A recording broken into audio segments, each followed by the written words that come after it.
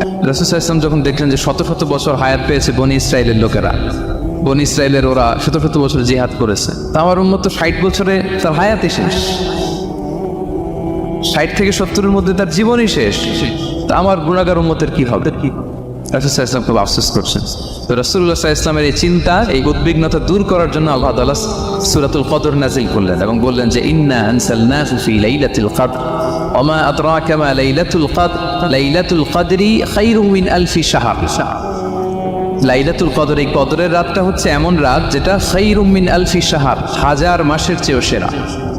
1000 মাস লাগাতার ইবাদত করলে যে সওয়াব, কদরের রাতে ইবাদত করলে এর সমান সওয়াব হবে নাকি? সমান হবে না। আল্লাহ তাআলা বলেছেন খায়রুম মিন আলফি শাহর, না, এর চেয়েও শ্রেষ্ঠ, এর চাইতেও বেশি। 1000 মাসে, অর্থাৎ 1000 মাসে হয় 83 বছর 4 মাস। তো কদরের রাতে যদি আমরা ইবাদত করি তাহলে 83 বছর 4 মাস ইবাদত করলে যে সওয়াব, সে সওয়াব আল্লাহ তাআলা আমাদের আমলনামায় নসিব করবেন। তো আমরা যেন এই কদরের রহমত বরকত থেকে যেন আমরা বঞ্চিত না হই। তো রাসূল সাল্লাল্লাহু আলাইহি ওয়াসাল্লামকে সান্ত্বনা দেওয়ার জন্য যে হে নবী, আপনি চিন্তিত হবেন না, বনি ইসরায়েলের অনেক লোক 1000 বছর হায়াত পেয়েছে, শত শত বছর ইবাদত করেছে, জিহাদ করেছে, তারা হায়াত পেয়েছে বেশি কিন্তু তারা কদর পায়নি। আর আপনার উম্মতকে আমি হায়াত দিয়েছি কম কিন্তু তাদেরকে কদর দিয়েছি। সুবহানাল্লাহ বিহামদি, লাইলাতুল কদর দিয়েছি, যে কদরের রাত 1000 মাসের চেয়েও সেরা। তো এই কদরের রাতকে আবার লাইলাতুন মুবারাকাও বলা হয়েছে। ইন্না আনসালনাহু ফি লাইলাতিন মুবারাক, বরকতময় রাত। ফিহা ইউফরাকু কুল্লু আমরিন হাকিম, সব বিজ্ঞচিত প্রাজ্ঞচিত বিষয়ের ফয়সালা হয়। এটা বেসিক্যালি একটা বাজেট রাত বলা যায়। এ রাতে আগামী 1 বছরে আমাদের কি ঘটবে না ঘটবে আল্লাহ তাআলা এটার বাজেট করেন, এটাকে রিভাইজ করেন। সো এই রাতটা অনেক গুরুত্বপূর্ণ। তো এই কদরের রাত এটা কবে?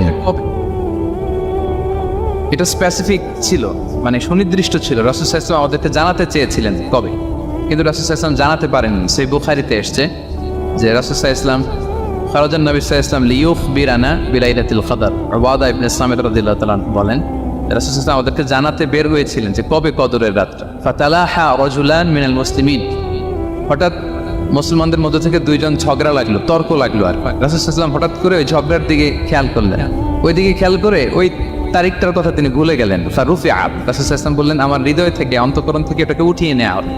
এখন আমি মনেই করতে পারছি না এটা কি 23 না 25 না 27 না 29, আমি মনে করতে পারছি না। এজন্য রাসূল সাল্লাল্লাহু আলাইহি ওয়াসাল্লাম বলেছেন যে তবে আমি এতটুকু মনে করতে পারছি, ফালতামিসুহা ফিল আশরিল আওয়াখিরি ফিল ফিত্রি, রমাদানের শেষ দশকের ফজর রাত্রিগুলোতে তোমরা কদর তালাশ করো। ফজর রাতে যদি তোমরা কদর তালাশ করো তাহলে এই কদর সুনিশ্চিতভাবে তোমরা পাবে।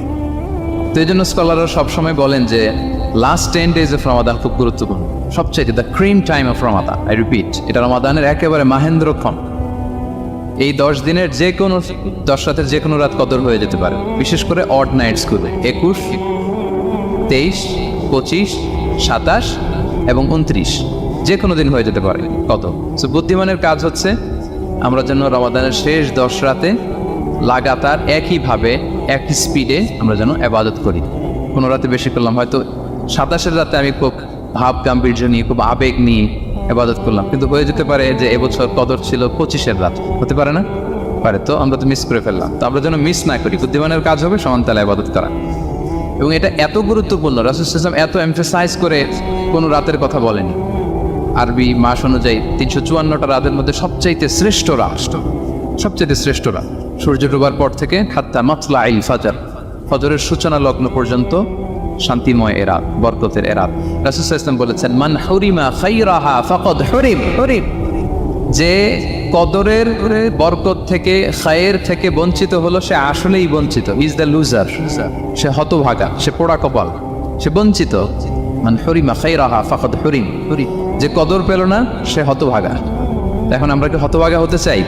আমরা তো শুরুতে অনেক হোপফুল ছিলাম, এত এত ব্লেসিংস, এত এত বরকত, রহমতের ফলগু ধারায় আমরা প্লাবিত হচ্ছি রমাদানে। তা আমরা তো হতভাগা হতে চাই না। তা আমরা যেন এই শেষ 10 দিন এক তালে আন্তরিকতার সাথে ঈমান ও ইহতিসাবা আমরা যেন ইবাদত করি। সম্মানিত ভাই এবং বোনেরা, তাহলে আমরা সৌভাগ্যশীলদের অন্তর্ভুক্ত হতে চাই, হতভাগা হতে চাই না। আমরা এবার একটু শুনবো যে রাসূলুল্লাহ সাল্লাল্লাহু আলাইহি ওয়াসাল্লাম কদরের রাতগুলোতে কি কি ইবাদত করতেন। আমি খুঁজে 5টা আমলের কথা পেয়েছি বিশেষভাবে, কমন যে আমলগুলো সেগুলো তো ছিলই, বিশেষভাবে 5টা কাজ রাসূল সাল্লাল্লাহু আলাইহি ওয়াসাল্লাম এই কদরের রাতে করতেন। 1 নম্বর কাজ হচ্ছে তিনি সারা রাত জেগে ইবাদত করতেন এবং পরিবারের লোকদেরকে ঘুমোতে দিতেন না, উঠিয়ে দিতেন। বছরের অন্য কোনো সময়ে সারা রাত জেগে ইবাদত করার কোনো নজির রাসূল সাল্লাল্লাহু আলাইহি ওয়াসাল্লামের জীবনে ছিল না। সব রাতে ঘুমাতেন। রাসূল সাল্লাল্লাহু আলাইহি ওয়াসাল্লামের দৈনন্দিন অভ্যেস ছিল তিনি এশার পরেই তাড়াতাড়ি ঘুমিয়ে পড়তেন আর মিড নাইটে উঠতেন। রাসূল সাল্লাল্লাহু আলাইহি ওয়াসাল্লামের কর্মদিবস শুরু হতো মিড নাইটে। আমাদের তো সকালে আরো অনেক পরে শুরু হয়। রাসূল সাল্লাল্লাহু আলাইহি ওয়াসাল্লামের কর্মদিবস শুরু হতো বেসিক্যালি মিড নাইটে। এশার পরে কথাবার্তা না বলে আগে ঘুমোতে যেতেন, মিড নাইটে উঠতেন, কিন্তু ঘুমাতেন। ঘুম ছাড়া রাত কাটাতেন না। সারা বছরের এটা ছিল যে এশার পর পরে ঘুমোতে যেতেন, except the last 10 days of Ramadan. রমাদানের শেষ 10 রাতে রাসূল সাল্লাল্লাহু আলাইহি ওয়াসাল্লাম ঘুমাতেন। এই 10 দিনের ব্যাপারেই পাওয়া যায় সারা রাত জেগে তিনি ইবাদত। আম্মা জান আয়েশা রাদিয়াল্লাহু তাআলা আনহা বলেন, ইযা দাখালাল আশরু আহিয়া লাইলা ওয়া আইফাযা আহলা ওয়া জাদ্দা ওয়া শাদ্দাল মি'সার। রমাদানের শেষ দশক যখন আসতো রাসূল সাল্লাল্লাহু আলাইহি ওয়াসাল্লাম সারা রাত জেগে ইবাদত করতেন। পরিবারের সদস্যদেরকে জাগিয়ে তুলতেন, স্ত্রীদের ঘুমাতে দিতেন না, জাগিয়ে তুলতেন। ফাতেমা রাদিয়াল্লাহু তাআলা আনহার ঘর পাশেই ছিল, তাদেরকে যে জাগাতেন এবং নিজে সারা রাত ইবাদত করতেনই। জাদ্দা ওয়া শাদ্দাল মি'সার, খুবই বলিষ্ঠভাবে, খুব মজবুতভাবে কোমরে গামছা বেঁধে নামার একটা এক্সপ্রেশন এখানে দেওয়া হয়েছে। মিজার, ইজহার মানে হচ্ছে বাংলা করলে হয় লুঙ্গি। লুঙ্গি আমরা যখন খুব শক্ত কোনো কাজ করতে যাই তখন তারা কি করে, খুব টাইট করে লুঙ্গিটা বাঁধে। তার মানে বোঝানো হচ্ছে রাসূল সাল্লাল্লাহু আলাইহি ওয়াসাল্লাম কোমরে ভালো করে লুঙ্গি বেঁধে বা গামছা বেঁধে আটকার বেঁধে নামতেন শেষ 10 দিনের জন্য। এই সময় তিনি মানে কাউকে কেমন যেন চিনতেন, সবসময় ইবাদতে মগ্ন থাকতেন। এটা আমরা করতে যে শেষ 10 দিনে আমরা একটা স্পেশাল প্ল্যান করতে পারি যে আমরা আমাদের সর্বোচ্চটুকু উজাড় করে দিয়ে লাস্ট 10 days অফ রমাদানের এই বরকত আমরা হাসিল করবো, এটা যেন আমাদের মিস না হয়। তাহলে এটা আমরা একটা পেলাম। 2 নম্বর হচ্ছে ইতিকাফ করা। রাসূলুল্লাহ সাল্লাল্লাহু আলাইহি ওয়াসাল্লাম রমাদানের শেষ 10 দিন ইতিকাফ করতেন। আম্মা জান আয়েশা রাদিয়াল্লাহু তাআলা আনহা বলেন, কানা ইয়াতাকিফুল আশরাল আওয়াখির মিন রমাদান। রমাদানের শেষ দশকে তিনি ইতিকাফ করতেন হাত্তা তাওয়াফাহুল্লাহ, ওনার ইন্তেকালের আগ পর্যন্ত এই অভ্যাসটাই তিনি জারি রেখেছেন। সুম্মা আতাকাফা আজওয়াজুহু মিন বা'দি, তারপরে ওনার স্ত্রীরা ইতিকাফ করেছেন। আরেক বর্ণনায় এসেছে ইয়াতাকিফু কুল্লা রমাদান 10 আইয়াম, প্রতি রমাদানে তিনি 10 দিন ইতিকাফ করেছেন। কিন্তু যেই বছর তিনি ইন্তেকাল করবেন সে বছর তিনি 20 দিন ইতিকাফ করেছেন। প্রতি রমাদানে 10 দিন, আর যে বছর ইন্তেকাল করবেন সে বছর কয় দিন? 20 দিন তিনি ইতিকাফ করেছেন মসজিদে নববীতে। তাহলে আমরা এই রমাদানের শেষ দশকে এটা করতে পারি। 2 নম্বর পয়েন্ট হচ্ছে ইতিকাফ করা। যারা আমরা করিনি তারা আমরা ইতিকাফ করতে পারি। আমরা যেন ইতিকাফ করার চেষ্টা করি। ইতিকাফ করতে না পারলে শেষ দশকের রাতগুলো যেন মসজিদে কাটানোর চেষ্টা করি, তা না পারলেও বাসায় যেন এই রাতগুলো আমরা মিস না করি। 3 নম্বর হচ্ছে রাসূল সাল্লাল্লাহু আলাইহি ওয়াসাল্লাম এবং জিবরাইল আলাইহিস সালাম যৌথভাবে কোরআন রিভিশন করতেন। খুব ইন্টারেস্টিং। সারা বছর যেটা নাজিল হতো রমাদানে জিবরাইল আলাইহিস সালাম রাসূল সাল্লাল্লাহু আলাইহি ওয়াসাল্লামকে শোনাতেন, রাসূল সাল্লাল্লাহু আলাইহি ওয়াসাল্লাম জিবরাইল আলাইহিস সালামকে শোনাতেন। সহিহ বুখারীর বর্ণনা, কানা জিবরিলু ইয়ালকাহু ফি কুল্লি লাইলাতিন মিন রমাদান ফায়ুদারিসুল কুরআন। প্রতি রমাদানের প্রতি রাতে এসে রাসূল সাল্লাল্লাহু আলাইহি ওয়াসাল্লামের সাথে কোরআন মুদারাসা করতেন। সহিহ মুসলিমের বর্ণনায়, আন্না জিবরিল কানা ইউআরিদুহু বিল কুরআন কুল্লা আমিন মাররা, প্রতি বছর রমাদানে একবার শোনাতেন বা শুনিয়েছেন। যে বছর তিনি ইন্তেকাল করবেন তিনি 2 বার শুনিয়েছি। আরাদা ইউআরিদু মানে এটা ফ্রম বোথ সাইড। আরবি শব্দটা এমন যে জিবরাইল আলাইহিস সালাম শোনাতেন, এরপর রাসূল সাল্লাল্লাহু আলাইহি ওয়াসাল্লাম জিবরাইল আলাইহিস সালামকে শোনাতেন। কোরআন রিভিশন হয়। তো এই শেষ দশকের রাতগুলোতে আমরা যেন বেশি বেশি কোরআন পড়ি। কোরআন তেলাওয়াত, কোরআনিক রেসাইটেশন হতে পারে, কোরআনের অর্থ পড়া হতে পারে, তাদাব্বুরে কোরআন হতে পারে, কোরআনের হালাকায় জয়েন করা হতে পারে। ইন ইটস এনি ফর্ম আমরা যেন কোরআনের সাথে অ্যাটাচমেন্টটা বাড়াই লাস্ট 10 days অফ রমাদান। 4 নম্বর কিয়ামুল লাইল করা। রাসূল সাল্লাল্লাহু আলাইহি ওয়াসাল্লাম কিয়ামুল লাইল করতেন এবং কিয়ামুল লাইল শব্দটাকে রাসূল সাল্লাল্লাহু আলাইহি ওয়াসাল্লাম কদরের সাথে জুড়ে দিয়েছেন। সহিহ বুখারীর বর্ণনায় তিনি বলেছেন, মান কামা লাইলাতাল কদরি ঈমানা ওয়া ইহতিসাবা গুফিরা লাহু মা তাকাদ্দামা মিন যামবি। কদরের রাতে যে কিয়ামুল লাইল করে বিশ্বাস নিয়ে এবং নাজাতের প্রত্যাশা নিয়ে, তার পূর্বের সমস্ত গুনাহ আল্লাহ তাআলা ক্ষমা করে দেবেন। তাহলে কিয়ামুল লাইলটা রাসূল সাল্লাল্লাহু আলাইহি ওয়াসাল্লাম বিশেষভাবে কদরের রাতের সাথে সম্পৃক্ত করেছেন। আমরা যেন প্রতি রাতে কিয়ামুল লাইল করি, লম্বা সময় যেন দাঁড়িয়ে থাকি, লম্বা সময় কোরআনিক রেসাইটেশন করি দাঁড়িয়ে থেকে, লম্বা সময় রুকু, লম্বা সময় সিজদা, স্পেশালিস্ট সিজদা। আকরাবু মা ইয়াকুনুল আবদু মির রাব্বিহি ওয়া হুয়া সাজিদ ফাআকসিরু ফিহি দুআ। বান্দা যখন সিজদায় থাকে আল্লাহ সবচেয়ে কাছে থাকে। তো আমরা তো আল্লাহর সবচেয়ে কাছে যেতে চাই এই ক্রিম টাইমটাতে, কি বলেন? আমরা যেন লম্বা সময় সিজদাতে থাকি। কিন্তু আমাদের অনেকের যেটা হয়, নামাজে তাড়াহুড়ো, অনেকের সব ব্যস্ততা যখন নামাজে দাঁড়াই এরকম হয়ে যায়। রাসূল সাল্লাল্লাহু আলাইহি ওয়াসাল্লামের সালাত যদি আমরা খেয়াল করি, বিশেষ করে কিয়ামুল লাইলে এত যে সুন্দর ছিল, আম্মাজান আয়েশা রাদিয়াল্লাহু তাআলা আনহাকে জিজ্ঞেস করা হয়েছিল যে হে আম্মাজান, রাসূল সাল্লাল্লাহু আলাইহি ওয়াসাল্লামের কিয়ামুল লাইল কেমন ছিল, কিভাবে কিয়ামুল লাইল করতেন?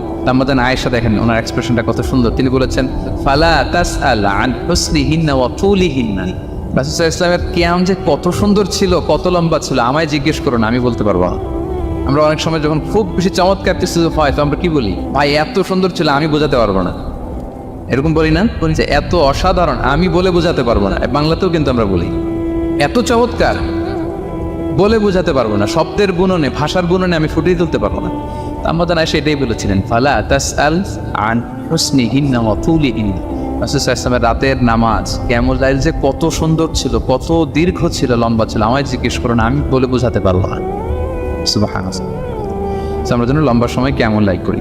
আমাদের আয়েশা রাদিয়াল্লাহু তাআলা আনহা আরো বলেন কানা ইয়াকুমু মিনাল লাইলি হাত্তা তাতাফাত্তারা কদামা, এত দীর্ঘ সময় দাঁড়িয়ে থাকতেন, থাকতে থাকতে ওনার পা ফুলে যেত, পা দুটো ফুলে যেত। আপনিও দীর্ঘ সময় দাঁড়িয়ে দেখেন যে পায়ে ঝিন ধরে যাবে, পা ফুলে যাবে, এটা করতেন রাসূল সাল্লাল্লাহু আলাইহি ওয়াসাল্লাম। তো আমাদের আয়েশা বলেন ইয়া রাসূলুল্লাহ লিমা তাসনাউ হাদা ওয়া ক্বাদ উফিরা লাকা মা তাকাদ্দামা মিন যামবিকা মা তাআখার, আপনি এত কষ্ট কেন সহ্য করেন নিজের দেহের উপর?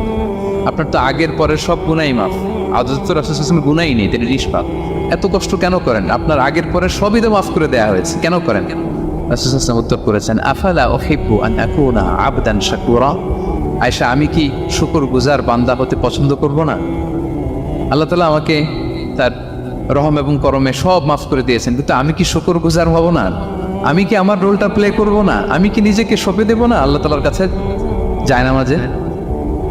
তো এটা ছিল সংক্ষেপে রাসূল সাল্লাল্লাহু আলাইহি ওয়াসাল্লামের কিয়ামুল লাইলের ধরন। এইভাবে তিনি দীর্ঘ সময় কিয়ামুল লাইল করতেন, আমরা যেন এটা করি। 5 নম্বরে রাসূল সাল্লাল্লাহু আলাইহি ওয়াসাল্লাম দোয়া করতেন। এই কদরের রাতগুলোতে খুব বেশি বেশি দোয়া করতে হবে, খুব আন্তরিক দোয়া, রোবোটিক দোয়া যেন না। আপনার আবেগ, ভালোবাসা, মনের মাধুরী মিশিয়ে, চোখের পানি মিশিয়ে, অশ্রু সিক্ত করে এই দোয়াটা করতে হবে, তাহলে সে দোয়া আল্লাহর কাছে কবুল হবে।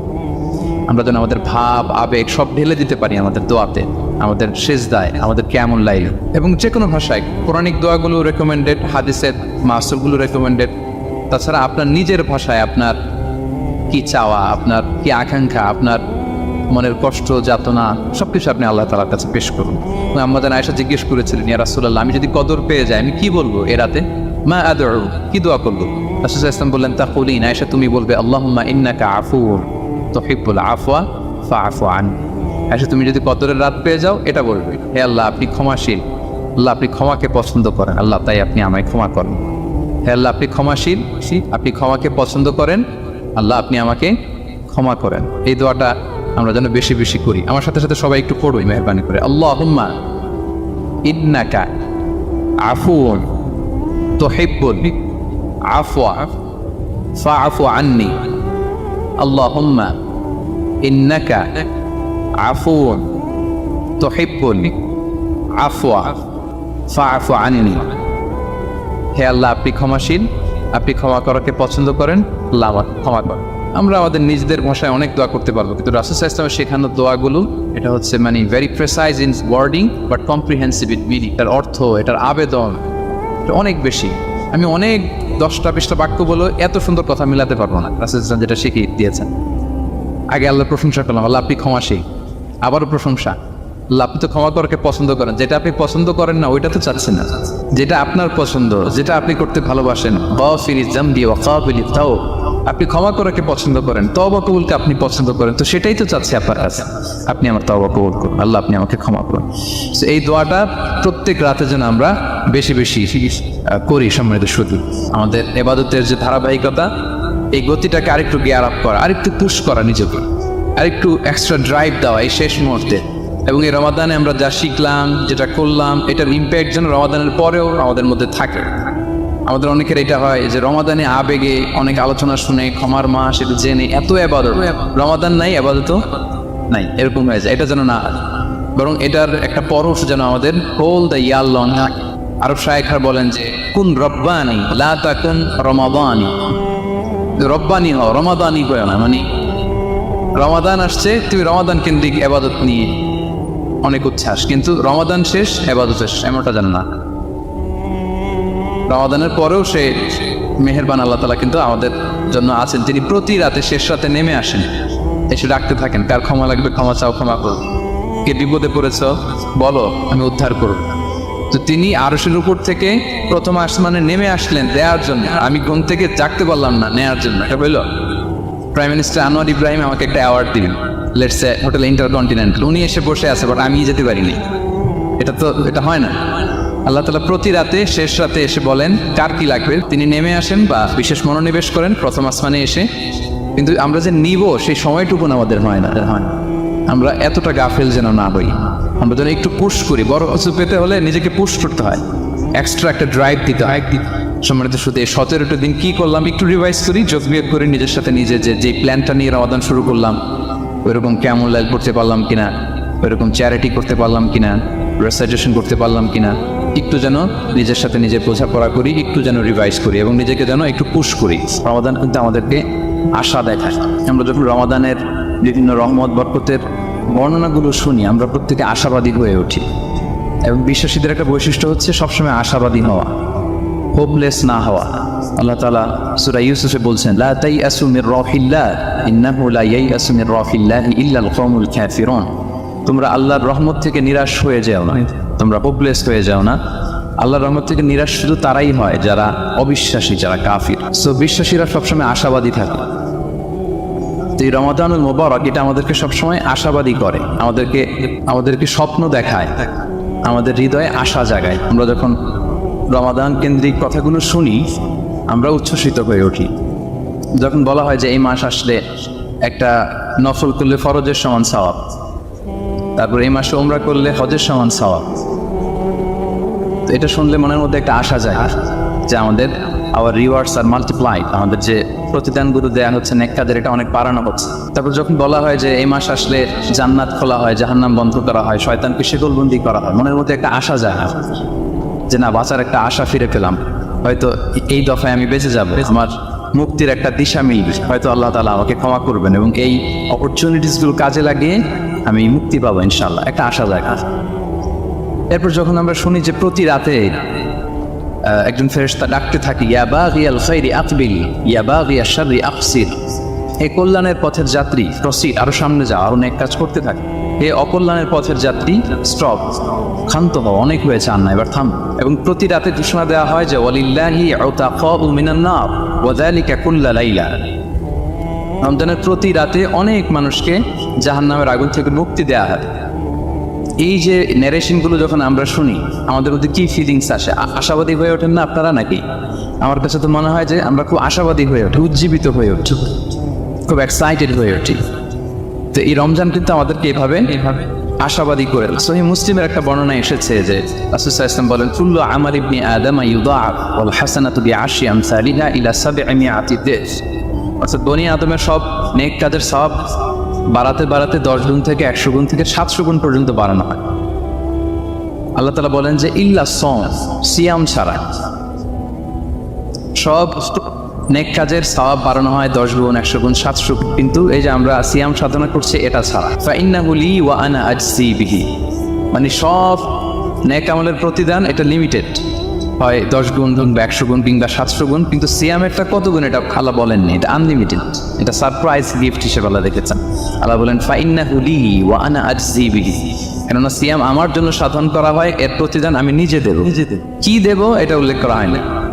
সব নেক আমলের সওয়াবের কথা উল্লেখ করা হয়েছে, 10 গুণ, 100 গুণ, 700 গুণ, এটা পাবা ওইটা পাবা, কিন্তু ইল্লা সিয়াম ছাড়া। ফাইন্নাহু লি, কেননা এটা আমার জন্য রাখা হয়, ওয়া আনা আজসি বিহি, এর প্রতিদান আমি দেব। কি দেব আল্লাহ বলেননি। এটা যে কত বিশাল হবে, সুমহান হবে, অকল্পনীয় হবে, এটা আল্লাহ তাআলা বলেননি, সারপ্রাইজ গিফট হিসেবে রেখে দিয়েছেন। এই হাদিসের এই শেষাংশের টেক্সটটাকে একটু অন্যভাবে বলা যায় যে ওয়া আনা উজজা বিহি, আনা আজজি বিহি মানে আমি এর প্রতিদান দেব। আবার এভাবেও পড়া যায় যে ওয়া আনা উজজা বিহি, মানে আমি নিজেই হব রোজার প্রতিদান। সব কাজ করে তারা এটা পাবে, এই নিয়ামত পাবে, জান্নাত পাবে, কিন্তু রোজার মাধ্যমে তারা আমাকে পাবে, যেহেতু আমার জন্য রাখা হয় তারা আমাকে পাবে। এবং জান্নাতের সবচাইতে বড় নিয়ামত কিন্তু এটা। এবং জান্নাতে এমন পরিবেশও ঘটবে যে আল্লাহ তাআলা জিজ্ঞেস করবেন, হে জান্নাতীরা, কোরআনে এবং সুন্নায় যত নিয়ামতের কথা বলা হয়েছিল তোমরা কি সব বুঝে পেয়েছো? সবাই বলবে হ্যাঁ আমরা সব বুঝে পেয়েছি। একজন দাঁড়িয়ে বলবে যে আল্লাহ একটা জিনিস পাইনি, সেটা হচ্ছে আপনাকে পাইনি, আপনার সৌন্দর্য আমরা এখনো দেখিনি। আল্লাহু আকবার। তো সে জান্নাতে সবচাইতে আনন্দ ঘন মুহূর্ত হবে যখন আমরা সরাসরি আল্লাহ তাআলাকে দেখব, এবং এটা রোজার প্রতিদান হিসেবে আল্লাহ সারপ্রাইজ গিফট হিসেবে রেখে দিয়েছেন। সুবহানাল্লাহ। এই বর্ণনাগুলো শুনলে আপনাদের কেমন লাগে বলেন? একটা আশা জাগে মনের ভিতরে, কি বলেন? It gives us hope, it makes us hopeful. তাহলে রমাদান আমাদেরকে আশাবাদী করে। এরপর রাসূল সাল্লাল্লাহু আলাইহি ওয়াসাল্লাম বলেছেন রোজার জন্য দুইটা খুশি রোজাদারদের জন্য, লিসাইমি ফারহাতুন ইনদা ফিতরি। একটা খুশি যখন সে ইফতার করে, এটা একটা আনন্দ, আসলে কিন্তু অনেক আনন্দ। পৃথিবীর কোনো খাবার দাবারের সাথে ইফতারের তুলনা হয়। অন্যান্য খাবারের মধ্যে নিয়ে আসা হচ্ছে, আমি সালাদ বানাচ্ছি আবার একটু করে খেয়ে ফেলতেছি, আমি একটা কিছু রান্না করতেছি একটু ট্রাই করতেছি, কিন্তু ইফতারের অ্যারেঞ্জমেন্টটা আলাদা। কেউ ট্রাই করতে পারতেছি না, শুধু আনা হচ্ছে, টেবিলে সাজানো হচ্ছে, রাখানো হচ্ছে, দোয়া হচ্ছে, বারবার ঘরের দিকে তাকানো হচ্ছে কখন সেই মুহূর্তটা আসবে। আসা মাত্রই বিসমিল্লাহ বলে আমরা মুখে দেই। তো এটার আনন্দটাই আলাদা। এবং রোজা শেষে প্রথম যে খাবারটা আমাদের মুখে লাগে, এটার যে স্বাদ পৃথিবীর অন্য কোনো খাবারের ওই স্বাদ হয়। অন্য সময় তো আমরা খেজুর খাই, কিন্তু ইফতারের সময় প্রথম যে খেজুরটা আমরা খাই, এটার একটা অন্যরকম তৃপ্তি না? তার মানে জান্নাতের একটা আবহ এখানে। জান্নাতেও এরকম একই রকম খাবার দেওয়া হবে, কিন্তু তৃপ্তি স্বাদ আলাদা। উতুবিহি মুতাশাবিহা। দুনিয়াতে যে আমি ওয়াটারমেলন খাচ্ছি, জান্নাতেও নাকি এটাই দেয়া হবে। তো মানুষ প্রশ্ন করবে যে আল্লাহ এটা তো আমরা খেয়েছি, এটা কেন? আল্লাহ বলে এটা খেয়ে দেখো, এটা ওই রকম না, এটার তৃপ্তি আলাদা, এটার স্বাদ আলাদা। তাহলে এটা একটা আমাদের আনন্দ ইফতারের সময়। আর একটা ফারহাতুন ইনদা লিকাই রাব্বি, যখন আমরা আমাদের রবের সাথে সাক্ষাৎ করব, সেটা অনেক বড় আনন্দের হবে। এবং জান্নাতে ঢোকার অনেকগুলো এন্ট্রি আছে। এই যে আমাদের এখানে কয়েকটা এন্ট্রি আছে। জান্নাতের একটা স্পেশাল এন্ট্রি থাকবে সাইমিনদের জন্য, রোজাদারদের জন্য। ইন্না ফিল জান্নাতি সামানিয়াতু আবওয়াব মিনহা বাব ইউসাম্মা আর-রায়্যান। অনেকগুলো দরজা, একটা দরজা আছে নাম হচ্ছে আর-রায়্যান। লা ইয়াদখুলুহু ইল্লা সাইমুন। রোজাদাররা ছাড়া কেউ এই রায়্যান দিয়ে ঢোকার পারমিশন পাবে না। মান দাখালাহু লাম ইয়াজমা আবাদা। একবার যে সেখান দিয়ে ঢুকবে, চিরকালের জন্য তার গলা থেকে তৃষ্ণা মিটে যাবে। কি আপনারা কি একটু হোপফুল হতে পারছেন নাকি? আশাবাদী হতে পেরেছেন সবাই? তাহলে Ramadan is the month of hope. Ramadan আমাদেরকে আশাবাদী করে। সম্মানিত ভাই এবং বোনেরা, আমরা উজ্জীবিত হয়ে উঠি, আমরা স্বপ্ন দেখি, বাঁচার স্বপ্ন, আমরা মুক্তি পাওয়ার একটা আমরা প্রচেষ্টা পাই এখানে। তাহলে প্রথম কথা হচ্ছে রমাদান আসলে আমাদেরকে আশাবাদী করে তোলে। রমাদান যেমনিভাবে আমাদেরকে আশাবাদী করে তোলে সম্মানিত দিনী ভাই এবং বোনেরা, অ্যাট দ্য সেম টাইম রমাদান কিন্তু আমাদের জন্য অনেক সতর্কতামূলক বাণী উপস্থাপন করে। মানে এটা যেমনি the month of hope, at the same time it is the month of warning. দুইটাই আছে, এই চেক অ্যান্ড ব্যালেন্স। এটা যেমনি হোপ জায়গায়, আবার ওয়ার্নিংও আছে। দুইটা ওয়ার্নিংয়ের হাদিস শুনি। সহিহ বুখারীর বর্ণনা, রাসূল সাল্লাল্লাহু আলাইহি ওয়াসাল্লাম বলেন, মান লাম ইয়াদা কাওলা যুরি ওয়াল আমালা বিহি ফালাইসা লিল্লাহি হাজাতুন আন ইয়াদা তাআমাহু ওয়া শারাবাহু। রোজা রেখে যে ব্যক্তি মিথ্যা কথা, মিথ্যা কাজ, মানে পাপ কাজ, অন্যায় কাজ ছাড়তে পারলো না, তার না খেয়ে থাকা, না পান করে থাকাতে আল্লাহর কিছু যায় আসে না। তার ওই রোজার আল্লাহর কোনো প্রয়োজন নাই। এটা জাস্ট উপোস, এটা জাস্ট অনাহার, জাস্ট আমি পানি খাইনি, আমি খাবার দাবার গ্রহণ করিনি, দ্যাটস ইট, এতটুকুই। এতে আল্লাহর কিছু যায় আসে না। এটার কোনো সিগনিফিকেন্স আল্লাহ তাআলার কাছে নাই যে রোজাও রাখলো আবার মিথ্যাও বলে, রোজাও রাখলো আবার গীবত করতেছে, রোজাও রাখে অন্যের জন্য অকল্যাণ কামনা করে, রোজাও রাখে খারাপ কাজ করতেছে, নিষিদ্ধ কাজগুলো করতেছে। তাহলে এই রোজা রাখা না রাখার সময় এই রোজায় কোনো ফায়দা নাই। একটা ওয়ার্নিং পাওয়া গেছে না এখানে? ওয়ার্নিং, রোজা রেখে সাবধান, কোনো পাপ কাজের সাথে জড়ানো যাবে। আরেকটা ভয়ঙ্কর ওয়ার্নিং, যেটা বেসিকলি রাসূল সাল্লাল্লাহু আলাইহি ওয়াসাল্লামের পক্ষ থেকে গভীর হুঁশিয়ারি এবং বদদোয়া, বেসিকলি খুবই ভয়ঙ্কর এই বর্ণনা। মুসনাদে বাজ্জারে হাদিসটা এসেছে, হাদিসটি হাসান পর্যায়ের হাদিস। জাবির ইবনে সামুরা রাদিয়াল্লাহু তাআলা আনহু বলেন, সাইদান নবী সাল্লাল্লাহু আলাইহি ওয়াসাল্লাম আল মিম্বার, রাসূল সাল্লাল্লাহু আলাইহি ওয়াসাল্লাম মসজিদে নববীর মিম্বারে আরোহণ করলেন। ফাকালা আমিন আমিন আমিন, তিনবার তিনি আমিন বললেন, আমিন আমিন আমিন। ফালাম্মা নাযালা সুইলা আন যালিক, যখন নেমে আসতেন জিজ্ঞেস করা হলো, রাসূল সাল্লাল্লাহু আলাইহি ওয়াসাল্লাম আপনি আমিন আমিন আমিন বললেন, এমন তো করতে দেখি না কখনো, কেন বললেন? ফাকালা, রাসূল সাল্লাল্লাহু আলাইহি ওয়াসাল্লাম বললেন, আতানি জিবরিল, জিবরাইল একটু আগে আমার কাছে এসেছেন। ওয়াকাল, এবং বলেছে, রহিমা আন ফুমরিইন আদরাকা রমাদানা ফালাম ইউগফার লাহ, ওই ব্যক্তির ধ্বংস হোক যে রমাদান পেল কিন্তু নিজের জীবনের গুনাহ ক্ষমা করাতে পারল না। কুল আমিন, আমাকে আমিন বলতে বলা হলো, ফাকুলতু আমিন, আমি বললাম আমিন। রাগিমা আনফু ইমরিইন যুকিরতা ইনদাহু ফালাম ইউসাল্লি আলাইহি, যার সামনে হে নবী আপনার নাম উচ্চারণ করা হলো কিন্তু সে আপনার উপর দুরূদ পড়ল না, তার ধ্বংস। আমি বললাম আমিন। রাগিমা আনফু রাজুলিন আদরাকা ওয়ালিদাইহি আও আহাদাহুমা ফালাম ইউগফার লাহ, যে ব্যক্তি তার পিতামাতা উভয়কে পেল কিংবা দুজনের একজনকে পেল কিন্তু তাদের সেবা শুশ্রূষা, তাদের প্রতি ইহসান করে, তাদের খেদমত করে সে ক্ষমা পেল না, আল্লাহর পক্ষ থেকে ক্ষমা অর্জন করতে পারলো না, তার জন্য ধ্বংস। আমি বললাম আমিন। সম্মানিত সুধী, রাসূল সাল্লাল্লাহু আলাইহি ওয়াসাল্লামের পক্ষ থেকে বদদোয়া, হুঁশিয়ারি এবং তাদের ধ্বংসের জন্য রাসূল সাল্লাল্লাহু আলাইহি ওয়াসাল্লাম আমিন বলেছেন। কে আমিন বলেছেন বলেন তো সবাই? কে বলেছেন? স্বয়ং রাসূলুল্লাহ সাল্লাল্লাহু আলাইহি ওয়াসাল্লাম বলেছেন আমিন। রাগিমা আনফু ইমরিইন আদরাকা রমাদানা ফালাম ইউগফার লাহ, ওই ব্যক্তির ধ্বংস যে রমাদান পেল কিন্তু নিজের গুনাহ ক্ষমা করাতে পারল না। এবার কি একটু ভয় লাগতেছে? এতক্ষণ তো খুব হোপফুল ছিলাম আমরা, এখন কেমন মনে হচ্ছে আপনাদের বলেন? রমাদান পেলাম কিন্তু মুক্তি নিশ্চিত করতে পারলাম, ক্ষমাপ্রাপ্ত বান্দাদের যে লিস্ট ওখানে নিজের নাম তুলতে পারলাম না, তাদের জন্য ধ্বংস। এবং এই বদদোয়া করে স্বয়ং রাসূলুল্লাহ সাল্লাল্লাহু আলাইহি ওয়াসাল্লাম বলেছেন আমিন। তো এই দোয়া তো সুনিশ্চিতভাবে আল্লাহ তাআলার কাছে কবুল। এই ব্যাপারটা কিন্তু খুবই ভয়ঙ্কর। It's a reminder for me and for all of you. আমরা যেন আমাদের প্রত্যেক কাজের মধ্য দিয়ে রমাদানে এটা ভাবি যে আমি ক্ষমাপ্রাপ্ত বান্দাদের অন্তর্ভুক্ত হতে পারলাম কিনা। এই রমাদানে ইবাদতের মধ্য দিয়ে আমি আল্লাহর ক্ষমা, মুক্তি, জাহান্নাম থেকে মুক্তি নিশ্চিত করতে পারলাম কিনা, এটা কিন্তু আমাদেরকে বারবার খেয়াল রাখতে হবে। তাই রমাদান যেমনি আমাদেরকে হোপফুল বানায়, আশা দেখায়, সম্ভাবনার মাস, আশা জায়গা নিয়ে মাস, at the same time this is the month of warning.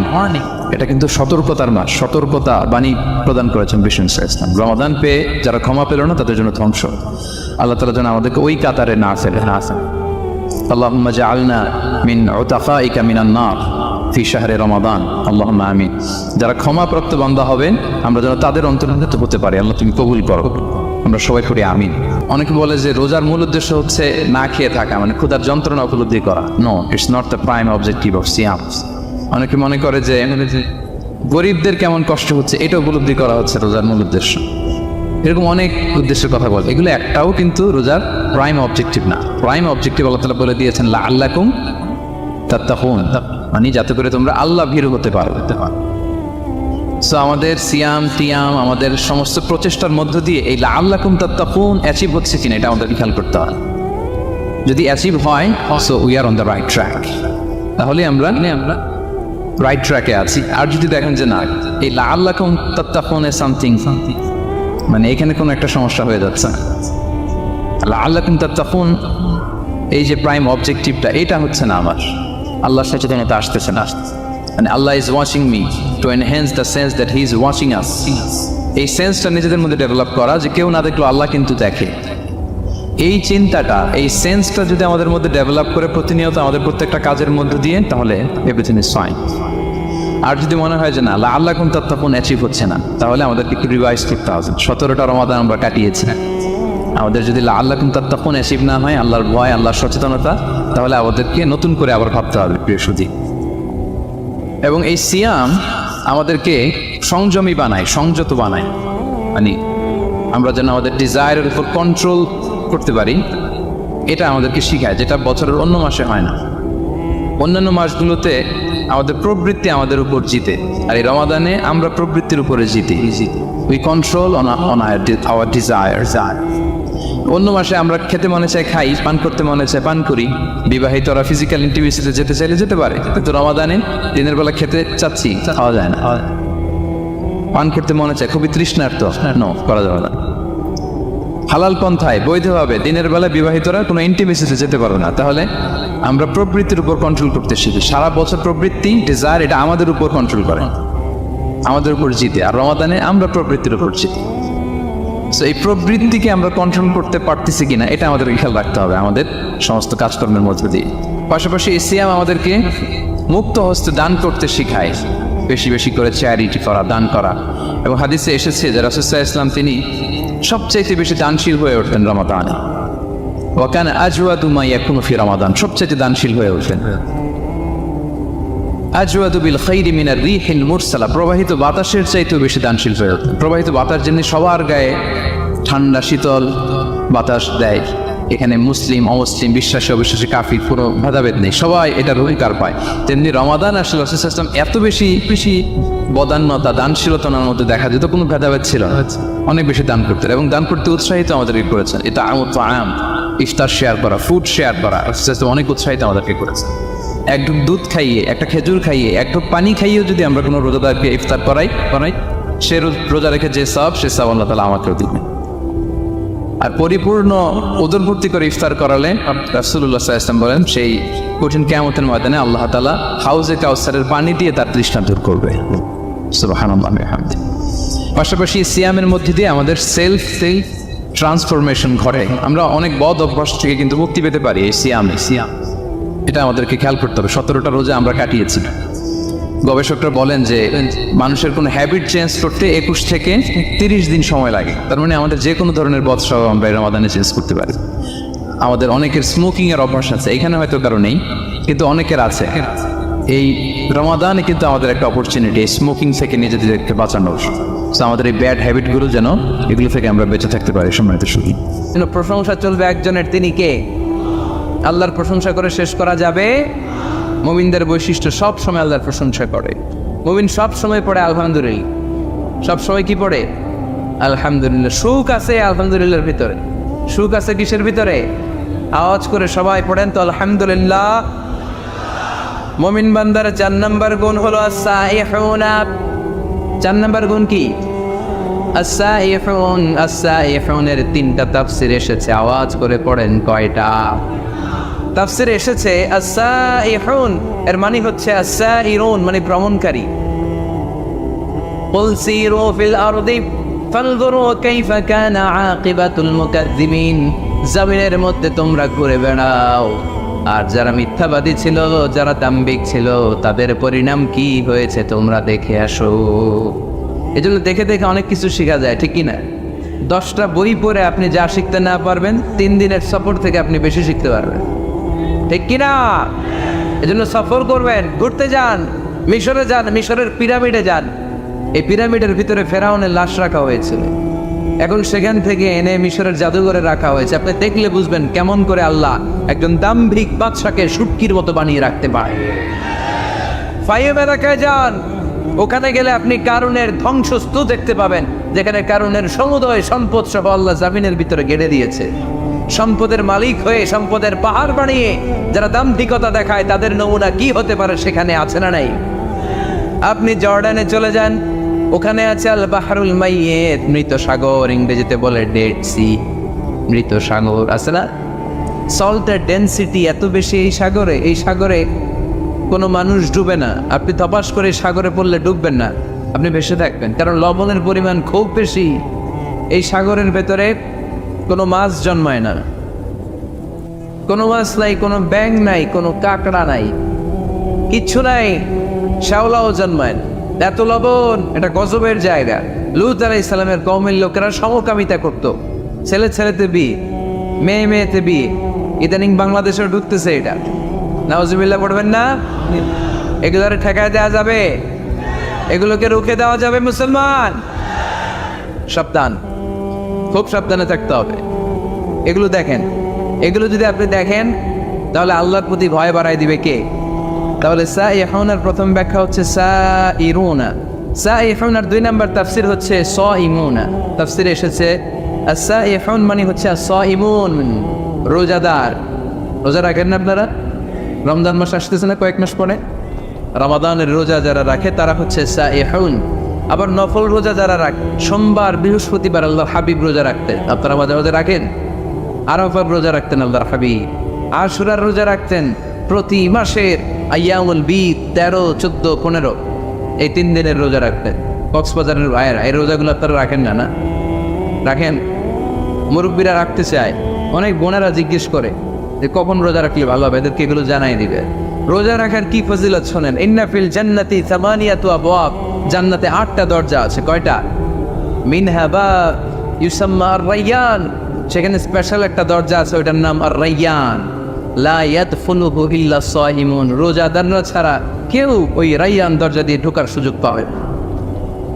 মান দাখালাহু লাম ইয়াদমা আবাদা, একবার রাইয়ান দরজা দিয়ে যে ব্যক্তি ঢোকার সুযোগ পাবে, কিয়ামতের জন্য তার গলার তৃষ্ণা মিটিয়ে দিবে কে? সাইউনার 3 নম্বর ব্যাখ্যা হলো আল মুজাহিদুনা, যারা জিহাদ করে তারা আল্লাহর প্রিয়। ওয়াজাহিদু ফিল্লাহি হাক্কা জিহাদিহি, যেমন করে জিহাদ করা দরকার ঠিক তেমন তেমন আল্লাহর জন্য জিহাদ করো। অনেকে মনে করে জিহাদ মানে তলোয়ার, জিহাদ মানে AK-47, জিহাদ মানে মাথার মধ্যে কালো পাগড়ি তারপরে বোম ফোটানো, আছে না নাই? না, এটা ভুল ধারণা। জিহাদ হচ্ছে আল্লাহর জমিনে আল্লাহর দ্বীনকে বাস্তবায়নের জন্য প্রাণান্তকর প্রচেষ্টা। যে সময় যেটা লাগে, কাফের মুশরিকদের বিরুদ্ধে যদি আমাদের মুসলিম দেশের প্রধান ঘোষণা দেয়, তখন সশস্ত্র সংগ্রামের নাম হচ্ছে জিহাদ, ঠিক কিনা? এছাড়া যিনি বক্তব্য দিতে পারে তার বক্তব্য হচ্ছে জিহাদ, যিনি লিখতে পারে ইসলামের পক্ষে লিখে যাওয়াটাই হলো জিহাদ। যার প্রশাসনিক ক্ষমতা আছে, প্রশাসনের চেয়ারে বসে ইসলামের উপকার করার নাম হলো জিহাদ। অনেকে জিহাদের সাথে জঙ্গিবাদকে গুলায়, আছে না নাই? জিহাদ এক জিনিস, জঙ্গিবাদ আরেক জিনিস। জঙ্গিবাদ হচ্ছে মানুষের অকল্যাণ করা, মানুষের সম্পদকে নষ্ট করা, মানুষের উপর জুলুম করা হচ্ছে জঙ্গিবাদের অপর রূপ। চিল্লায় বলেন ঠিক কিনা? আর জিহাদ হচ্ছে মানবতার কল্যাণে কাজ করা, সত্যের পক্ষে থাকার নাম হচ্ছে জিহাদ। যারাই সত্যের পক্ষে, যারাই কল্যাণের পক্ষে, তারা হলো মুজাহিদ। আর যারাই সত্যের বিপক্ষে, তারাই হচ্ছে জঙ্গি। আল্লাহর হাবিব সাল্লাল্লাহু আলাইহি ওয়াসাল্লাম ছিলেন মুজাহিদ, আর জঙ্গি ছিল আবু জাহেল, ঠিক কিনা? সাইয়েদনা ইব্রাহিম খলিল ছিলেন মুজাহিদ, নমরুদ ছিল জঙ্গি। মূসা আলাইহিস সালাম ছিলেন মুজাহিদ, তাহলে জঙ্গি ছিল কে? চিল্লায় বলেন কে? এখানে আপনারা যারা কোরআনের পক্ষে, প্রত্যেকে এক একজন মুজাহিদ। চিল্লায় বলেন ঠিক কিনা? আর যাদের এই কোরআনের মাহফিলকে পছন্দ হয় না, কোরআনের আওয়াজ যারা সহ্য করতে পারে না, কোরআনের উচ্ছ্বাস আর আবেগকে যারা থামিয়ে দিতে চায়, এরাই এক একটা জঙ্গি। চিল্লায় বলেন ঠিক কিনা? এরাই জঙ্গি। জিহাদ হচ্ছে মুসলিমের পক্ষে মুসলিমের হক আদায় করার মিশনের নাম হচ্ছে জিহাদ। জঙ্গিবাদকে মাটির সাথে মিশিয়ে জঙ্গিবাদের কবর রচনা করার নাম হচ্ছে জিহাদ। সমাজ থেকে জঙ্গিপনা দূর করার নাম হচ্ছে জিহাদ।